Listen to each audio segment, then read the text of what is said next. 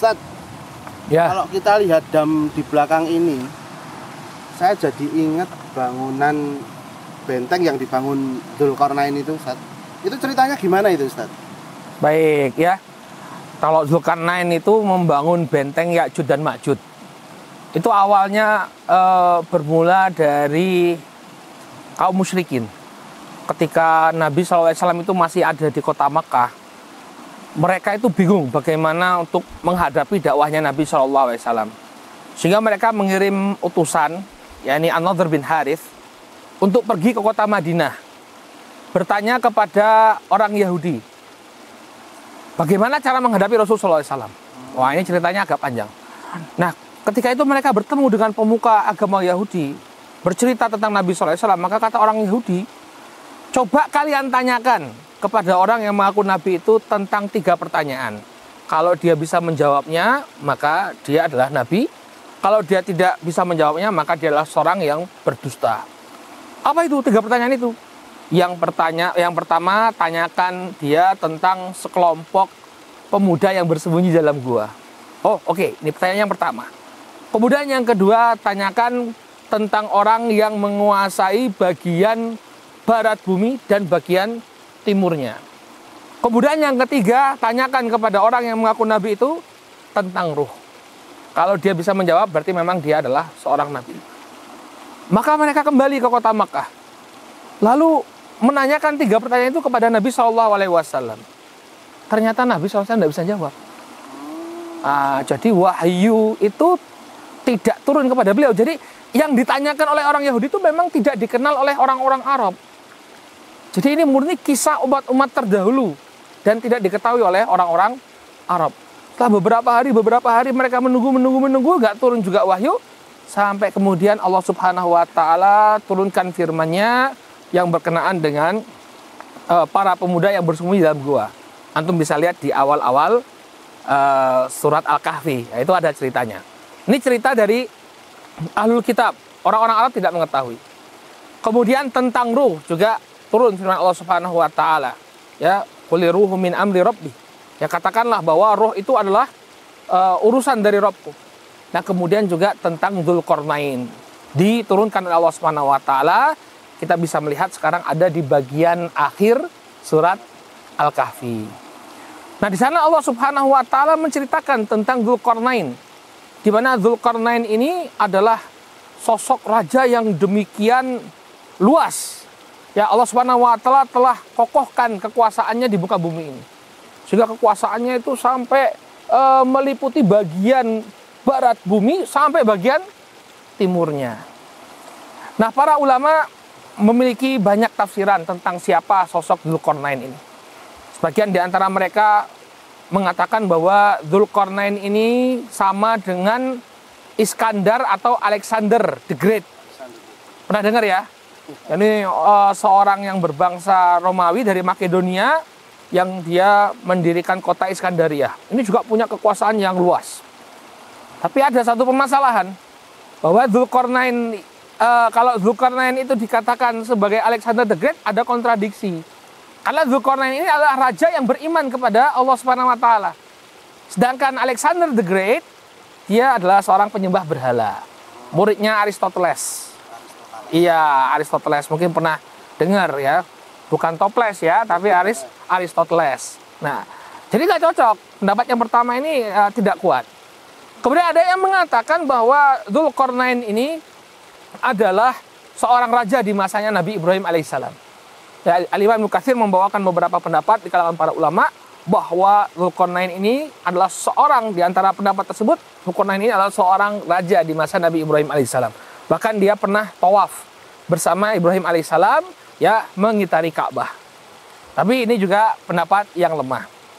Nah, sebagian lagi ya di masa sekarang ini ada yang mengidentikan Dzulkarnain ini sebagai Raja Cyrus, ya, Cyrus atau Cyrus the Great. Dan Raja Cyrus the Great ini memang dia punya kekuasaan yang sangat luas dan dan dia termasuk membela orang-orang yang beriman kepada Allah Subhanahu Wa Taala. Dan Cyrus the Great ini juga di sebagian gambarnya, jadi kan orang zaman dulu kan suka bikin patung.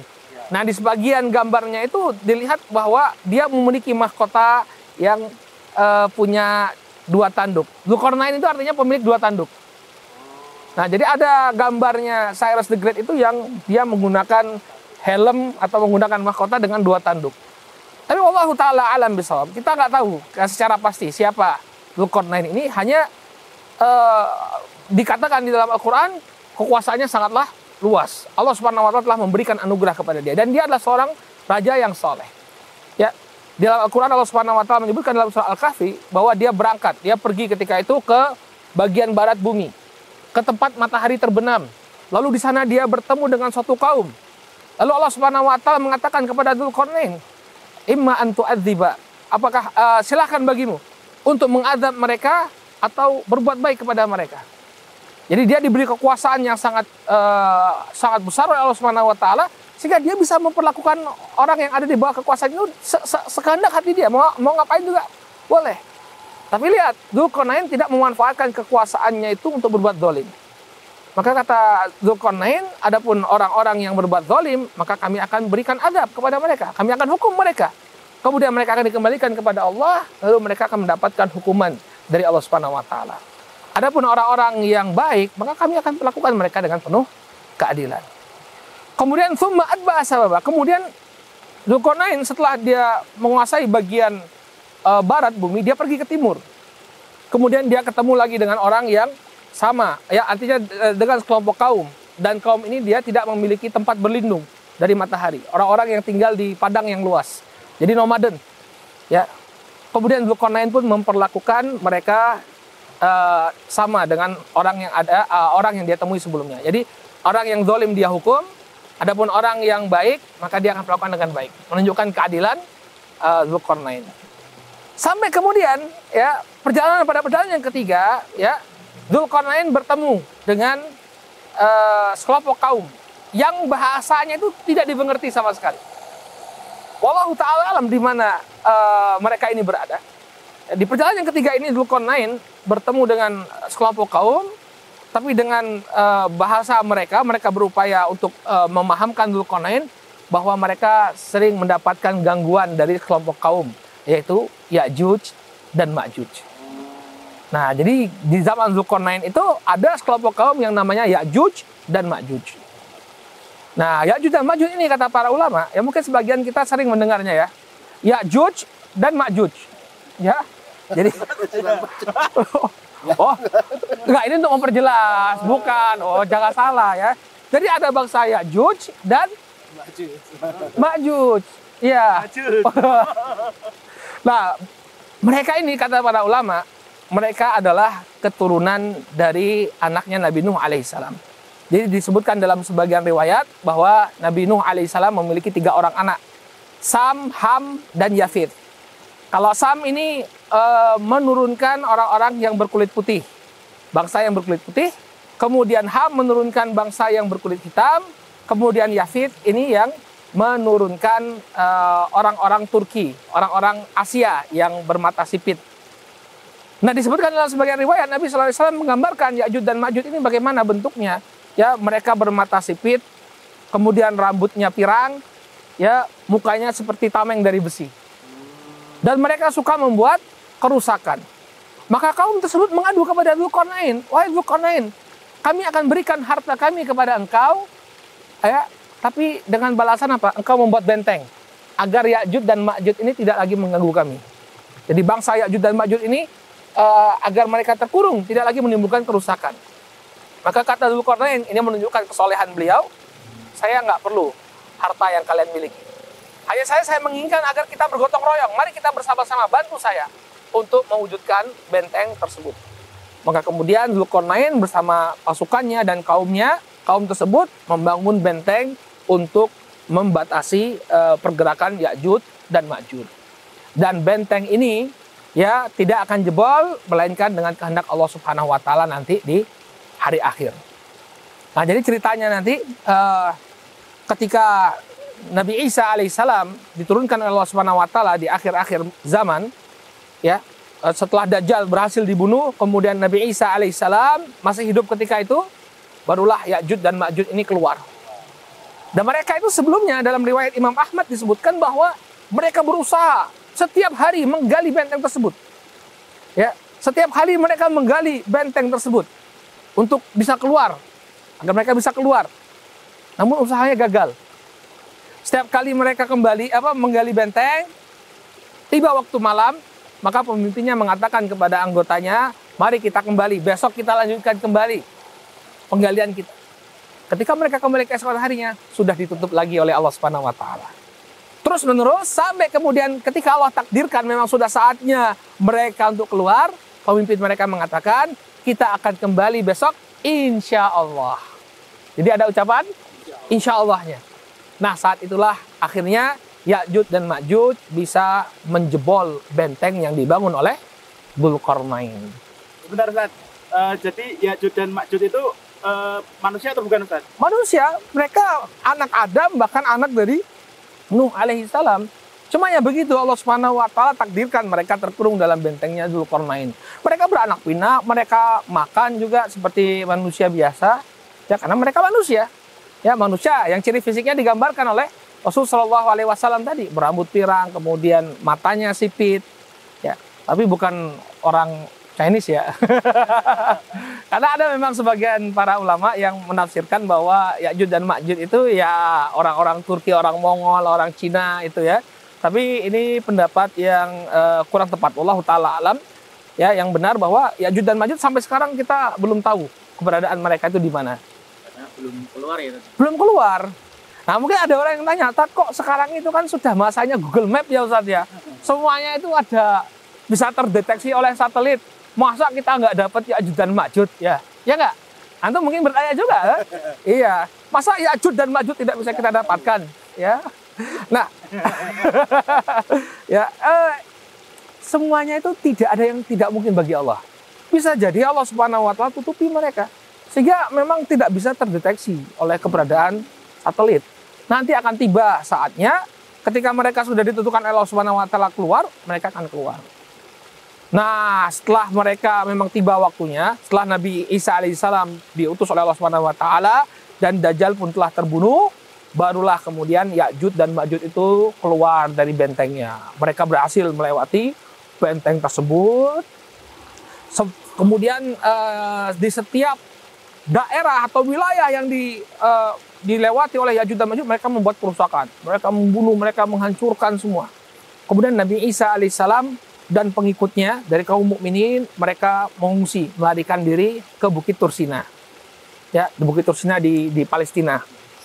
Nah, kemudian saking ganasnya mereka dan jumlah Ya'juj dan Ma'juj itu sangat banyak. Kita bisa melihat dalam sebuah riwayat disebutkan bahwa mereka melewati Danau Tobariyah, Danau Tiberias ya, yang ada di negeri Syam. Itu ketika mereka melewati, semua anggota pasukan Ya'juj dan Ma'juj minum dari danau tersebut. Ketika bagian akhir dari pasukan ini sampai, saking besarnya kan, ketika bagian akhir dari pasukan ini sampai ke danau tersebut, mereka mendapati Danau Tiberias sudah kering. Saking banyaknya pasukan Ya'juj dan Ma'juj. Disebutkan nggak itu jumlahnya ada berapa ribu gitu? Wah, tidak terhitung saking banyaknya itu. Tidak terhitung saking banyak sekali mereka. Ya. Di dalam hadis riwayat Imam Ahmad, mungkin di dalam Sahih Bukhari kalau saya tidak salah, disebutkan bahwa perbandingannya itu 1:1000 ya. Jadi satu manusia itu bandingannya 1000 Ya'juj dan Ma'juj ketika itu. Itu rekrutmen atau dari golongan mereka sendiri? Dari golongan mereka sendiri.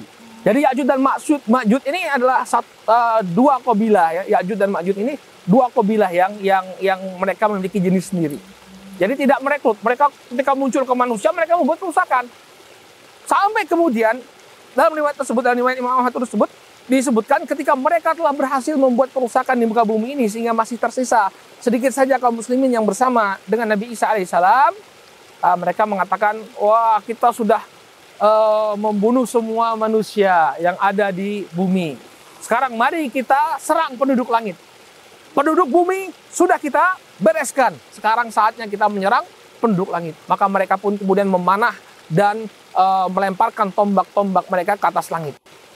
Lalu Allah Subhanahu wa taala kembalikan tombak-tombak dan panah-panah tersebut ke muka bumi dalam keadaan berlumuran darah. Maka semakin bertambah kesombongan mereka. Kena ya. Iya.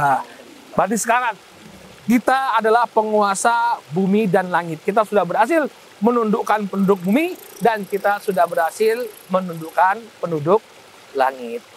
Maka kemudian Nabi Isa alaihissalam berdoa kepada Allah Subhanahu wa taala untuk agar Allah Subhanahu wa taala memusnahkan Ya'juj dan Ma'juj. Kemudian Allah Subhanahu wa taala menurunkan penyakit kepada Ya'juj dan Ma'juj. Dalam sebagian riwayat mereka ada ulat-ulat yang memakan mereka sampai kemudian Ya'juj dan Ma'juj ini bergelimpangan secara simultan. Jadi ketika ada satu yang mati, yang lainnya ikut mati. Sehingga apa yang terjadi di muka bumi? Busuk. Semuanya ada onggokan mayat Ya'juj dan Ma'juj. Ketika Nabi Isa alaihissalam dan pengikutnya ingin turun kembali ke kehidupan semula, mereka tidak bisa. Saking busuknya bangkai Ya'juj dan Ma'juj. Lalu kemudian Nabi Isa berdoa kembali kepada Allah Subhanahu wa taala. Lalu Allah Subhanahu wa taala mengirimkan sejenis burung. Kemudian burung-burung ini mengangkuti jenazah Ya'juj dan Ma'juj, lalu membuang bangkai-bangkai mereka ke suatu tempat. Kemudian turunlah hujan membersihkan segala bekas Ya'juj dan Ma'juj, lalu kehidupan pun kembali seperti semula. Bahkan hasil pertanian setelah itu sangat melimpah ruah, sampai dikatakan bahwa satu biji delima, satu buah delima ini bisa mencukupi untuk makan satu kampung. Saking besarnya buah delima yang muncul setelah meninggalnya atau setelah musnahnya Ya'juj dan Ma'juj. Dan itu Ya'juj dan Ma'juj yang di akhir zaman itu sama dengan zaman di Dzulkarnain itu atau keturunannya? Keturunannya. Jadi kan mereka manusia. Jadi ada yang mati kemudian tergantikan dengan generasi yang baru. Ya, jadi karena mereka sama dengan manusia. Kalau anak keturunannya Nuh alaihissalam, mereka sama, mereka berkembang biak seperti biasa, mereka punya anak keturunan.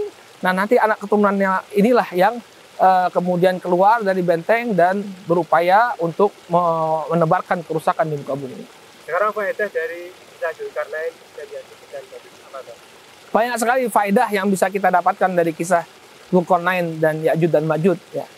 Kita bisa melihat ya, Dzulkarnain itu kan raja yang kekuasaannya itu sangat luas. Tapi tidak kemudian kekuasaannya itu menyebabkan beliau itu bersikap zalim kepada orang-orang yang ada di bawahnya. Terkadang kan orang kalau punya kekuasaan kan sak penake dhewe ya, suka-suka. Tapi ketika Allah Subhanahu wa taala menawarkan kepada Dzulkarnain, ya kamu mau ngapain? Apa yang kau lakukan kepada penduduk negeri tersebut? Maka kata Dzulkarnain, yang berbuat zalim kita hukum, yang baik akan kita perlakukan dengan baik. Ya. Nah, kemudian faedah juga yang kita bisa dapatkan dari kisah Dzulkarnain dan Ya'juj dan Ma'juj, betapa Dzulkarnain ini adalah seorang yang ikhlas dalam memberikan pertolongan. Ya, ketika ditawarkan oleh kaum yang suka diganggu oleh Ya'juj dan Ma'juj tadi, ya, beliau tidak mau menerima bayaran. Ya, tapi apa? Beliau malah mengajak untuk tolong menolong. Ayo kita tolong menolong, semuanya kerja. Jadi gotong royong, ya, bukan cuma satu yang memimpin kemudian yang lain kerja, enggak, tapi kerja bareng-bareng.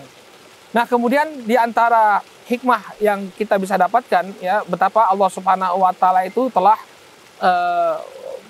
melakukan atau telah berbuat baik kepada kita, memberikan kasih sayang kepada kita dengan menahan Ya'juj dan Ma'juj. Tidaklah Ya'juj dan Ma'juj itu keluar melainkan pada akhir zaman. Ya, pada akhir zaman nanti itu pun setelah terjadinya turunnya Dajjal, turunnya Nabi Isa alaihissalam, baru kemudian Ya'juj dan Ma'juj keluar.